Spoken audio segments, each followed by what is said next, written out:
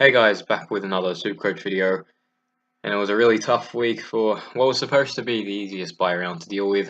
Scored just 1,557, somehow moved up in the rankings, which shows how tough of a week it was for most people. I think most would have had Fife, Dusty and Laird being out for their sides. Some would have had Cornelio as well, which wouldn't have helped their cause.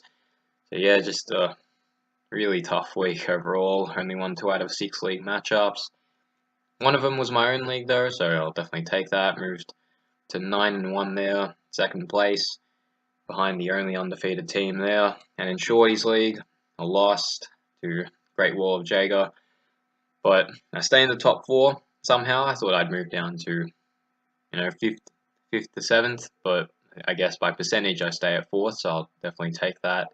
So yeah, just a tough week. We'll move on to the side. So what was supposed to be 21 playing ended up being just 18, so there were no poor scores being taken out. I just had to deal with it. But yeah, in defense, Hurley was good. Savage, Austin, and Rice. I guess I can put Phillips in the midfield in the same boat. They all had a really poor first half, as did the Saints. None of them could crack 20. I think Savage was the highest at 19, so yeah, just really disappointing from the lot of them, but they did pick it up in the second half, so they came out with respectable scores. Savage I'm the most disappointed with because he's the premium out of the lot, so seeing him at 19 at halftime was pretty annoying.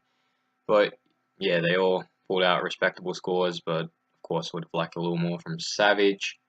In the midfield, Dangerfield just not scoring like last year, spending a lot of time forward, and this time around it was Gaz going off against the Kangas. Clayton Oliver as captain, really good. Isaac Heaney likewise. Michael Walters, oh man, he was at 79 near the end of the 4th. Then he goes on to get a free against, give up a 50, get reported, and he ultimately got suspended for a week. And that's pretty much a 2-week break for him now, because suspended this week, and they have the bye the next. So yeah, 2-week break for Walters, and what a time to do it. When some people may be struggling to get 18 players, you've got a guy that's supposed to play this week, but he's an idiot, and now he's got to be stuck on the bench for 2 weeks.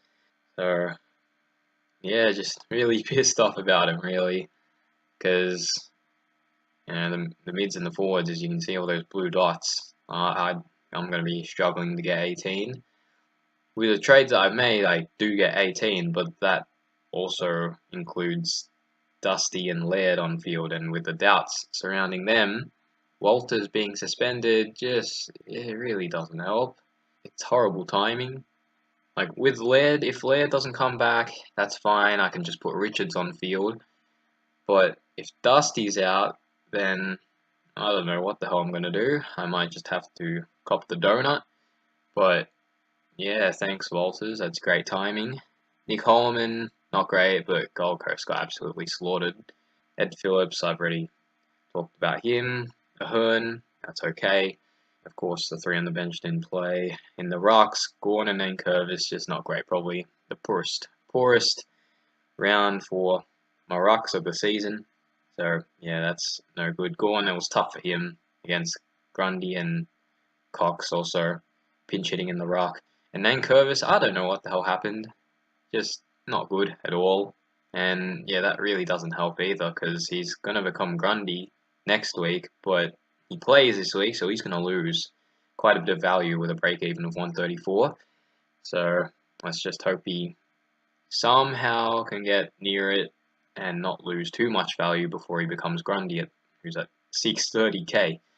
In the forward line, Dev Smith was really good, but there are doubts surrounding his calf. He had that iced up at the end of the game, so hopefully it's not too serious. Luckily they have the bye this week, so we don't have to worry about him for round 13. But yeah, we'll just have to see how serious the injury is, and hopefully he comes back in round 14. Bailey Fridge, again, really good.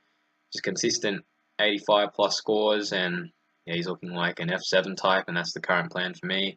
Christian Petrarca is no good. Guelphy was fine, and Langdon as well. That's alright.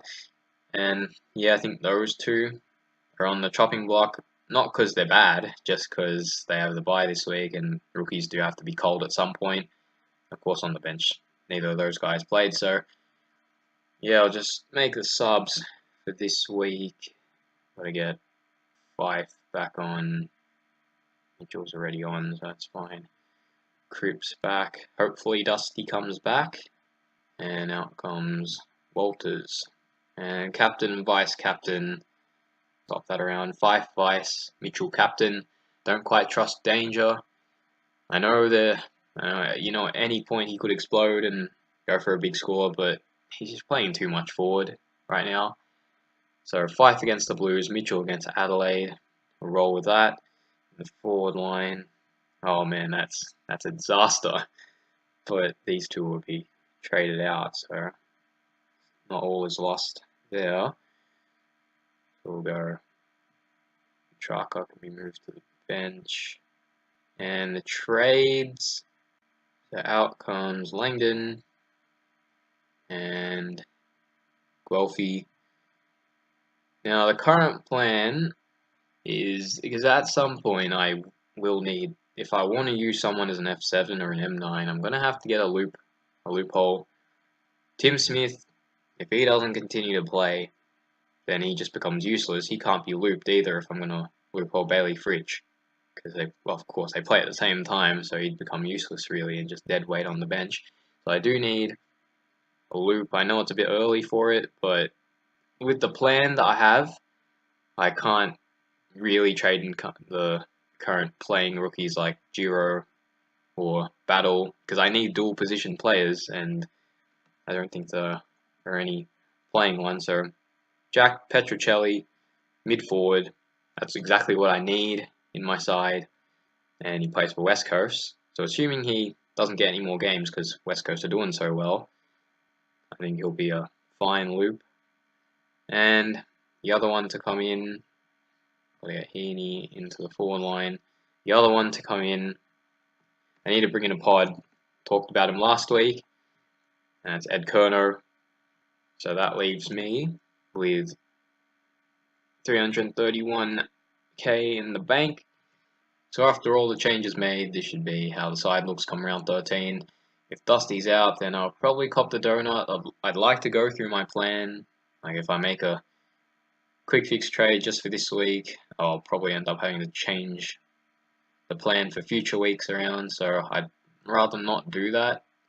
I'd rather go through the current plan. So at the moment, I'll just cop the donut, but we'll see what happens. If Laird's out, then I can cover him with Richard, so that's fine.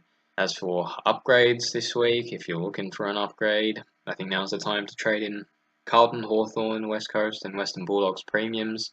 In defence, there's Simpson, Yo, McGovern, and Hearn if you want to go with them as pods. In the midfield, Cripps, Mitchell, Kerno and Gaff as pods. McRae if you want to fork out 700k for him, and Bontempelli as well. The Rucks, I think just Natanui, but most would have, if you've got Natanui, you probably would have started with him. And in the forward line, there's McLean, Sicily.